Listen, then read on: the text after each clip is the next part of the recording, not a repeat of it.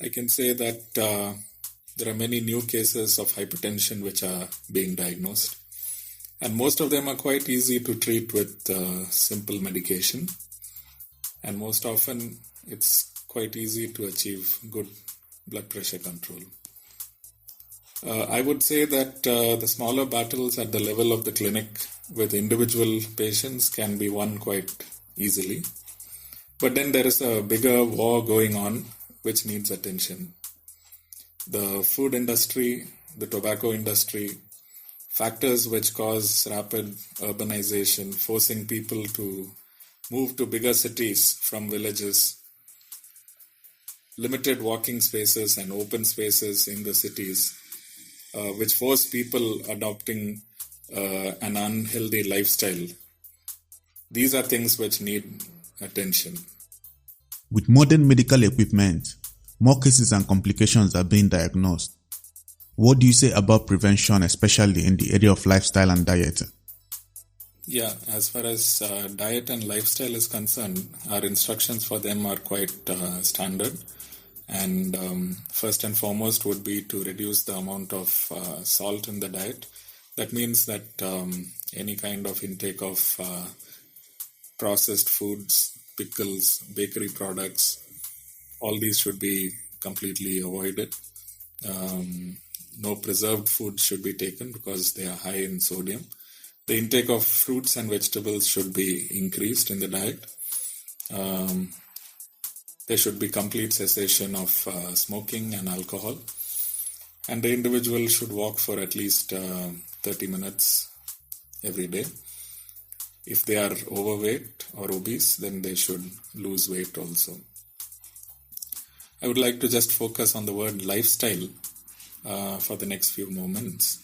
That's because unhealthy lifestyles are usually the result of choices which an individual makes early on. For example, the choice to move to a big city, leaving a smaller job for a higher paying job, which usually comes with added stress. The individual travels from place to place, eats outside, then at the weekend parties with friends. These are all certain examples of how a lifestyle is determined by choices. Hence, the control of hypertension for such a person goes much beyond just reducing salt or increasing fruits or just arbitrarily saying that you must reduce stress. Active choices as far as lifestyle is concerned need to be made by the individual at whatever point in their lives it may be. Obviously, rest, adherence to prescribed drug, and avoidance of stress play a major role in the management of hypertension. Do you have any word for employers of labor that will be of much help for their employees who are hypertensive? Employers have a role to play in the health of their employees. Detection and treatment of high blood pressure is quite easy and affordable. However, what we usually see is that employers tend to address only emergencies or accidents which their employees have at the workplace. By controlling an employee's blood pressure with simple medication, the long-term risk of a stroke or a heart attack can be drastically reduced. This way you can promote healthy communities. You can have an employee who is healthy for a longer period of time, and hence the work output in the company also is better. Also, the need to spend huge sums of money for the treatment of a heart attack or stroke can be avoided. Apart from this, there are certain things, certain policies which can be encouraged at the workplace. For instance, canteens and eating areas can all have healthy diets which are low in sodium and a high intake of fruits and vegetables. There can also be, like in some places, incentives for physical activity like cycling to work or the use of stairs in the workplace. The company or the establishment should be a completely no smoking zone. These are some ways in which policy can influence the health of the employee. There is the problem of adherence, especially in the use of drugs. Many hypertensive patients complain of having to swallow many pills several times in a day. What is your view on the use of combination therapy? Yes, my view on the use of combination drugs for the treatment of high blood pressure. I feel as long as the combination is a rational one, it's quite a fair option. The reality is that patients don't want to take too many pills, and this is one way in which the pill burden can be reduced. Most people with hypertension or high blood pressure will end up needing at least 2 or more drugs. And in that sense, if the combination is a rational, ethical one, I feel it is absolutely fine to give that to the patient. Okay. Our listener would like to know the prognosis of hypertension, especially the newly diagnosed cases. I'm sure they would love to know what they can expect from this diagnosis which they've gotten.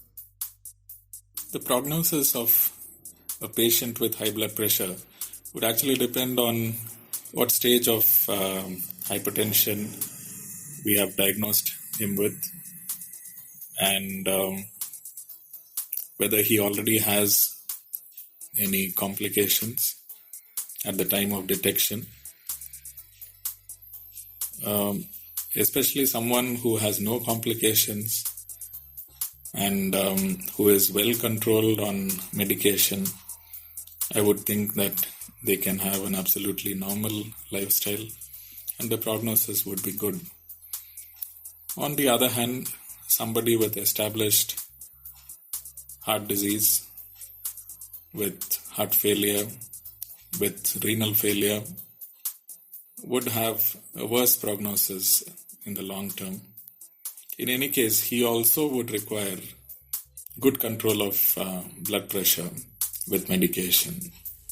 All right. What is your final word to those suffering from hypertension?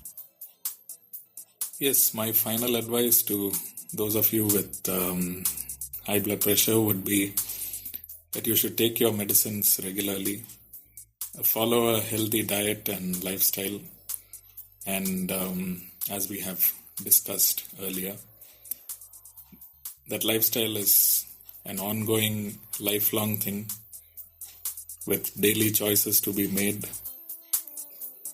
And finally, keep checking your blood pressure and ensure that your blood pressure is always well controlled. These would be the 3 or 4 things which I would like to leave you all with. Before I let you go, I'd like to ask a personal question. You are such a successful and self-accomplished person. What are the 3 most important things that have contributed to your success which we can all learn from?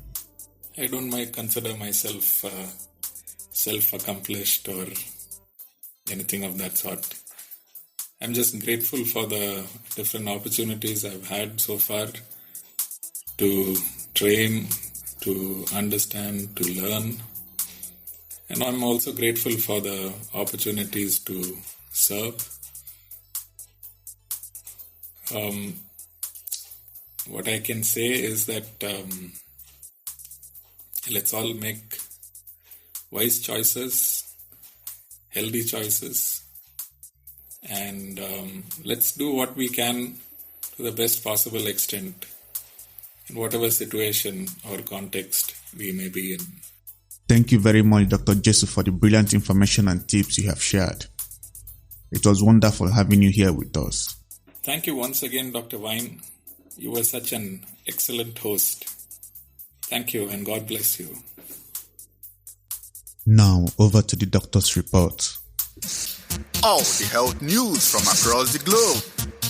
Right here in the doctor's report.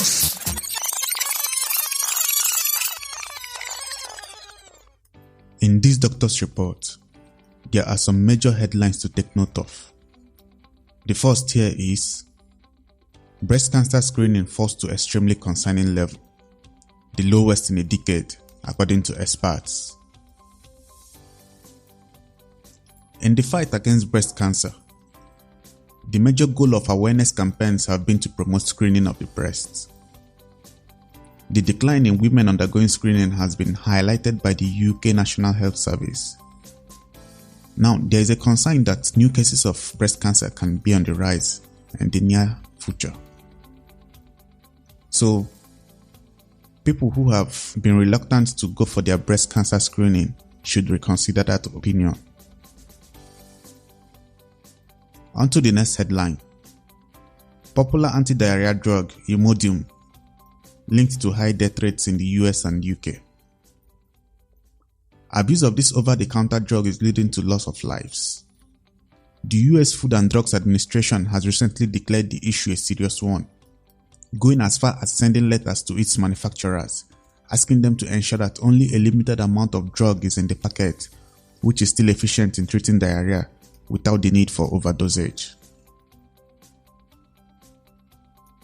Now, the next news focuses on the bird flu warning in the UK and many parts of the world. The UK, North and South Korea, Iraq, Iran, and more than 30 other countries of the world are currently battling bird flu. Poultry products from these countries have been banned in bird flu-free countries. Do watch out for the source of your poultry product. Bird flu is caused by H5N1, H7N9, and H5N6 influenza viruses. Though it primarily affects birds, it can infect humans. Avoid contact with animal waste, live and dead birds, and wash your hands regularly with soap or alcohol-based hand rubs. Another flu in the news is the Aussie flu. Aussie flu is similar to normal flu, but caused by an unpredictable virus which makes the flu last longer and is more severe than normal flu. Persons who contract this can have headaches, vomiting, diarrhea, runny nose, sore throat, and even pneumonia. The last headline here reads, Cancer screening blood tests being developed by scientists. While this is a welcome development, it will take some time to become effective. This non-invasive blood test called Cancer-Seek can detect the presence of 8 different types of cancers: ovarian cancer, liver cancer, stomach cancer, pancreatic cancer, esophageal cancer, colorectal cancer, lung cancer, and breast cancer. And that's all on the doctor's report for this episode. You've got mail. You've got mail. You've got mail. Check out the post-prophylaxis box. Reach out to us with your shout-outs and messages on Facebook and Twitter at The Dr. Vine Show. You've got mail.